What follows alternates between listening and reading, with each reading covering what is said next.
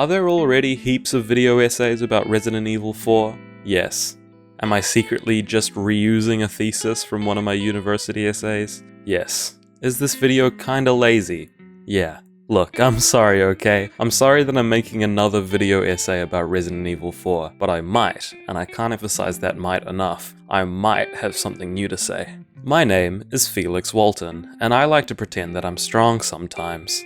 When I feel this impulse, I usually turn to video games, something cool and action-packed to get my adrenaline pumping and let me feel good about myself. What I don't usually turn to is horror games, because I get scared quite easily. I get scared so easily, in fact, that I consider Resident Evil 4 to be a horror game, a game which many people consider to not be very scary at all. And I agree that Resident Evil 4 is the most accessible game in the series.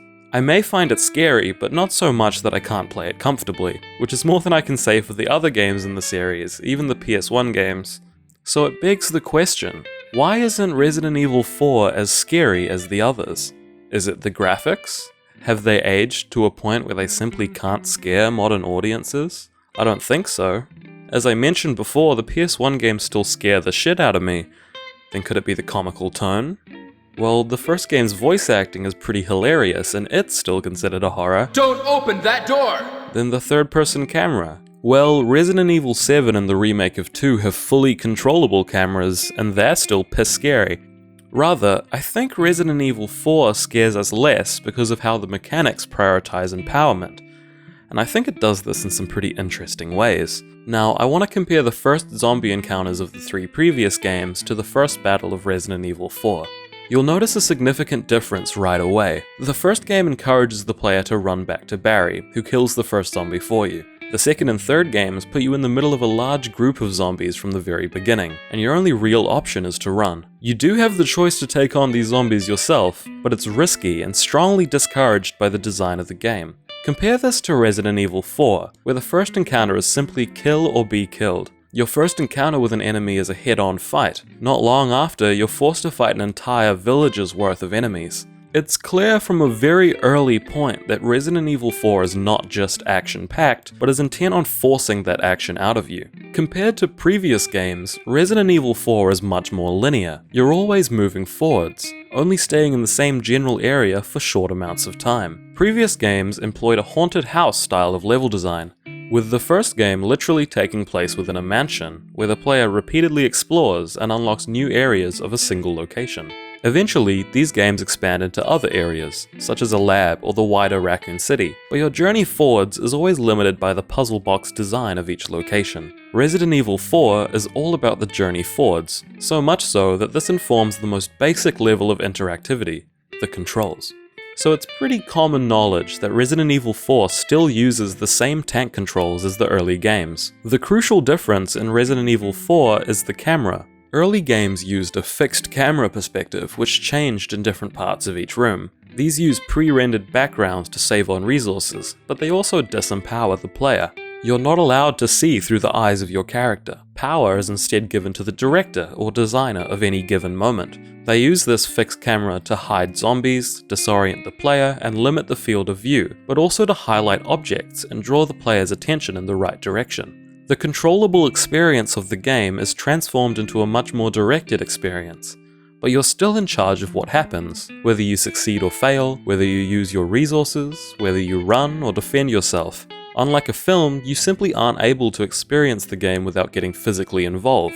It's stressful, and that's where a lot of the fear comes from, disempowerment. The tank controls, from this perspective, are also unintuitive. You aren't allowed to see through the character's eyes, but you move from their eyes, if that makes sense. Instead of controlling your character relative to your view, you're controlling them relative to their view. The most raw disempowerment a player feels in Resident Evil is the first time they pick up the controller. Before you can even dream of fighting a zombie, you must first learn how to walk. You're a baby now. Good luck. Eventually, as many fans of Resident Evil will tell you, you learn to master the tank controls, but the fact you have to master them at all proves how disempowering they are. Compare this to Resident Evil 4, where the camera is behind your back. Immediately, movement is relative to your perspective, which is way more intuitive. I'm hesitant to say that the simple act of moving is empowering, but it isn't disempowering, and that's a good start. The simple act of placing the camera behind the player gives them a great deal more control, but control of the camera is still limited in a number of ways. Modern third-person games allow the player to completely control the camera, letting them peer around corners and check behind them easily. In Resident Evil 4, we don't get this luxury. The camera snaps to 90 degrees either side, refusing to allow the player to view more precise angles. On top of this, the camera is placed very close to Leon's back. So close that you don't even get to see his butt most of the time, which is pretty disappointing. There's no way to check what's behind you without rotating completely, so you're directly facing any potential threat. Facing threats head-on is the name of the game in Resident Evil 4. It's the only way to get a clear look at something, and you can only move directly forwards or backwards relative to where you're facing. This is a side note, but the reason for this is because many players, especially in Japan, struggled with controlling the camera on a second thumbstick. A lot of games from this era had cameras that closely followed the player without being controlled because of this. I've noticed this a lot with younger players too. Simultaneous control of movement and the camera seems like a tricky thing to grasp. One of the first games I played that had a controllable camera was Harry Potter and the Philosopher's Stone for the Mac. My mind was so boggled by using the mouse to move the camera that I rebound the movement keys to directions on the mouse. Imagine that, moving a character with your mouse, it's a complete nightmare. Anyway, getting back on track, pulling out your gun gives you more control over the camera. Basically complete spherical motion, but at a cost.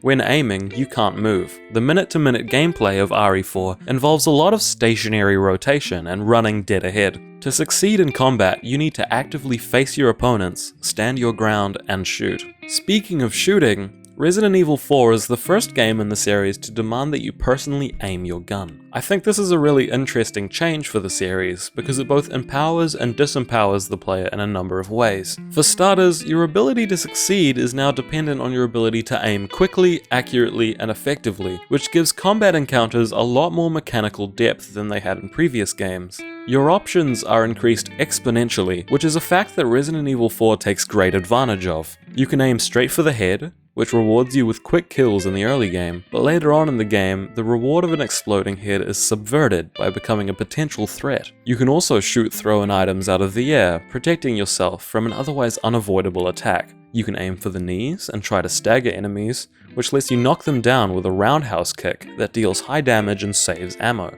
Resident Evil 4 presents the player with a wealth of choice for each encounter, which I would argue is very empowering. On the other hand though, choice brings responsibility.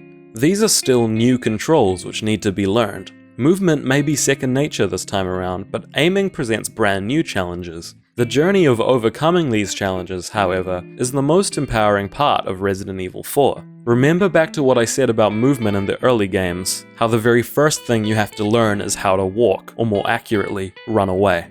In Resident Evil 1, 2, and 3, we're tested on our ability to avoid danger. In Resident Evil 4, we're tested on our ability to face that danger head on and conquer it.